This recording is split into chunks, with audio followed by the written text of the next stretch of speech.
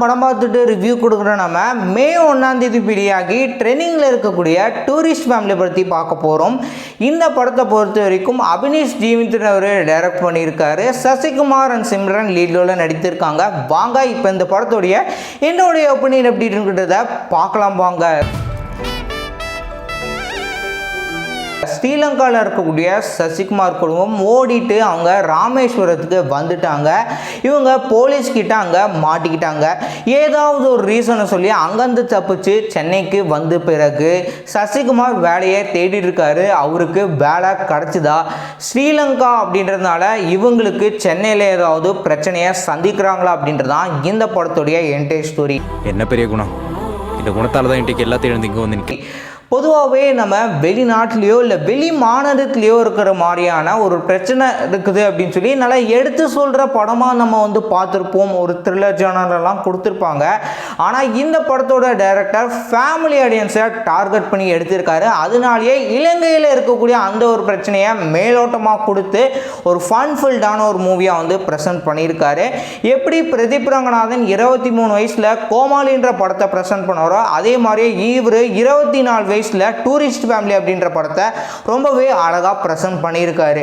படத்திலே ஹைலைட் ஆனது கமலேஷ் அப்படின்ற அந்த ஒரு சின்ன பையன் இந்த வயசில் இந்த அளவுக்கு ஒரு திறமையாக நடிச்சிருக்காரு அப்படின்றது ஒரு பாராட்டத்தக்க ஒரு விஷயமா இருக்குது.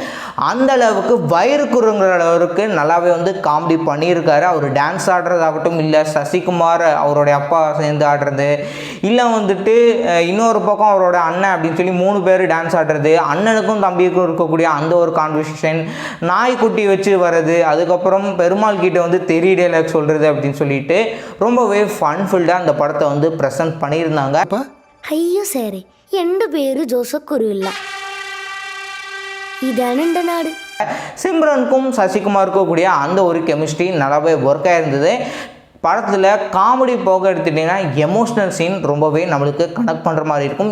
இந்த படத்தில் டைரக்டரும் நடிச்சிருக்காரு. அவர் என்ன மாதிரிலாம் பெர்ஃபார்ம் பண்ணுறாரு அப்படின்னு சொல்லி நீங்கள் படம் பார்த்தீங்கன்னா உங்களுக்கு இன்னுமே சுவாரஸ்யமாக இருக்கும்.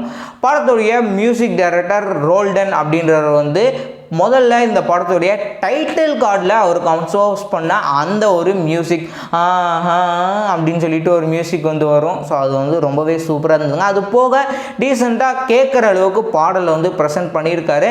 சினிமோட்டோகிராஃபரான அரவிந்த் அப்படின்றவர் வந்து ரொம்பவே நீட்டாக பளிச்சுன்னு வந்துட்டு படத்தை வந்து ப்ரெசென்ட் பண்ணி கொடுத்துருக்காங்க.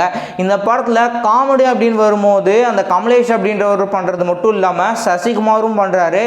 லவ் வச்சும் வந்து ஒரு காமெடி பண்ணியிருக்காங்க. இப்போ இருக்கக்கூடிய ஜென்ரேஷன்லாம் என்ன மாதிரி லவ் இருக்குது அப்படின்னு சொல்லி அதையும் வந்து எடுத்து சொல்லியிருக்காங்க. ஸோ அண்ணனுடைய அந்த ஒரு எமோஷனல் ஆகட்டும், இல்லை வந்துட்டு பெருமாளுடைய பொண்ணுடைய எமோஷனல் அப்படின்னு சொல்லிட்டு ரெண்டுமே வந்து நமக்கு கனெக்ட் பண்ணுற மாதிரி இருக்குங்க. உனக்கு இங்கே வேலை இல்லை. முதல்ல இந்த படம் எப்படி இருக்குது அப்படின்னு எடுத்துட்டிங்கன்னா ரெட்ரோ வீர தீர சுரன் குட் பேட் அக்லி அப்படின்னு சொல்லிட்டு ஒரு ஆக்ஷன் பேக் மூவியாக கொடுத்துட்டு இருக்கிற ஆடியன்ஸ் கிட்ட ஒரு ஃபன்ஃபில்டான ஒரு ஃபீல் குட் மூவியாக வந்து டைரக்டர் ப்ரெசென்ட் பண்ணியிருக்காரு. தாராளமாக இந்த படத்தை நீங்கள் இன்னும் பார்க்கல அப்படின்னா ஃபேமிலியோட பார்த்து என்ஜாய் பண்ணுங்கள்.